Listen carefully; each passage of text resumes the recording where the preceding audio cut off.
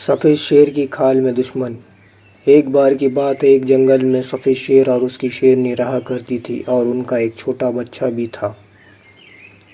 वो अपनी दुनिया में बहुत खुश थे, लेकिन खुशी उनकी ज़्यादा दिन चली नहीं।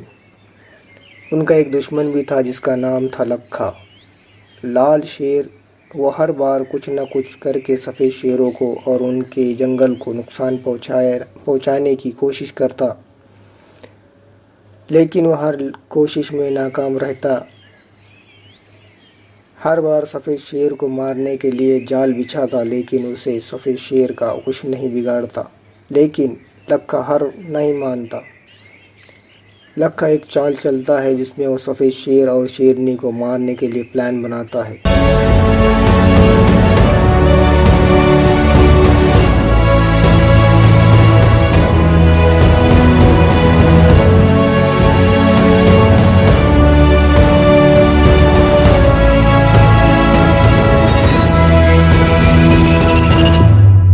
इस बार कामयाब हो जाता है और सफ़ेद शेर और शेरनी को मार देता है। उनका जो बच्चा होता है वो बच जाता है। लखा सोचता है, चलो मेरे सारे दुश्मनों को आज मैंने ख़त्म कर दिया। अब इस पूरे जंगल का मैं अकेला राजा हूँ। अब कोई नहीं है मेरे रास्ते। ये सोचकर वो जंगल में जानवरों को कत्लेआम कर देता है। लेकिन जब उसे पता चलता है कि शेर का बेटा अभी भी जिंदा है, जो उसकी जगह पर राजा बना हुआ, तो लखा चाल चलता है। वो सफ़ेद शेर की खाल ले लेता है और उस बच्चे के पास चला जाता है और कहने लगता है, ओए मेरे दोस्त, कहाँ छुपा है? आ जा, कितने दिनों के बाद मिल रहे हैं हम। आ जा यार, अब न तरसा। तभी शेर का बेटा बाहर आता है और फिर कहता है, कौन है आप? शेर के छोटे बेटे को देखकर लखा समझ जाता है, यही लड़का जिसे मुझे मारना है। वो कहता है, बेटा तुम कौन हो? वो कहता है, मैं यहाँ का राजा हूँ। लखा कहता है, अच्छा, मेरा भी एक दोस्त है, वो इधर ही रहा करता था, यहीं का राजा था। मैं बहुत दिनों बाद यहाँ लौटा हूँ। सब बदला बदला लग रहा है। क्या तुम उस बारे में जानते हो? शेर का लड़का कहता है, जी मेरे वो पिता है, लेकिन अब वो इस दुनिया में नहीं रहे, इसीलिए उनकी जगह पर राजा बना हूँ। लखा झूठ मूठ कर रोने लगता है, नाटक करता है और कहता है, वो मेरे दोस्त, इतने दिन बाद मैं लौटा हूँ और ये सोच कर आया था कि हम खूब मज़े करेंगे, लेकिन तू इस बार दुनिया से चला गया। अब मैं क्या करूँ, कहाँ जाऊँ, अपने दोस्त की कमी किससे पूरी करूँ? ये कहकर लखा अपने मगरमच्छ से आंसू बहाने लगता है। तू यही का राजा था, हम बहुत मज़े किया करते थे और मैं बहुत दिनों बाद यहाँ लौटा हूँ तो सब बदला बदला सा लग रहा है। क्या तुम उसके बारे में जानते हो? शेर का लड़का कहता है, जी मेरे वो पिता थे, लेकिन अब वो इस दुनिया में नहीं रहे, इसीलिए मैं उनकी जगह पर राजा बना हूँ।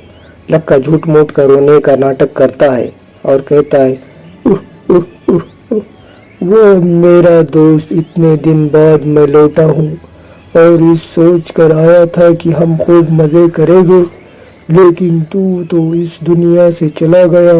अब मैं क्या करूँगा, कहाँ जाऊँगा, दोस्त की कमी किससे पूरी करूं? ये कहकर लखा अपने मगरमच्छ के आंसू बहाने लगता है।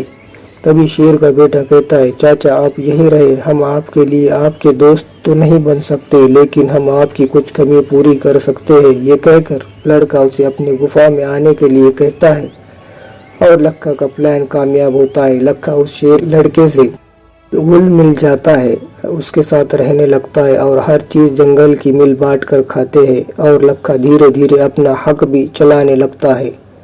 अपने राय से शेर के बेटे का दिल जीत जाता है। लखा उसको बताता है कि लखा बातों बातों में उसी जगह ले जाता है जहां उसके माँ बाप को लखा ने मारा था। लेकिन जब वो वहां पहुंचता है तो और लखा का प्लान नाकाम हो जाता है। लखा का प्लान नाकाम करने वाली वही लोमड़ी होती है जो कि उसके माँ बाप को मारते हुए देखती है और वो जानती थी कि ये लखा अब इस शेर के बच्चे को भी खत्म करने के लिए यहाँ पर लाया है।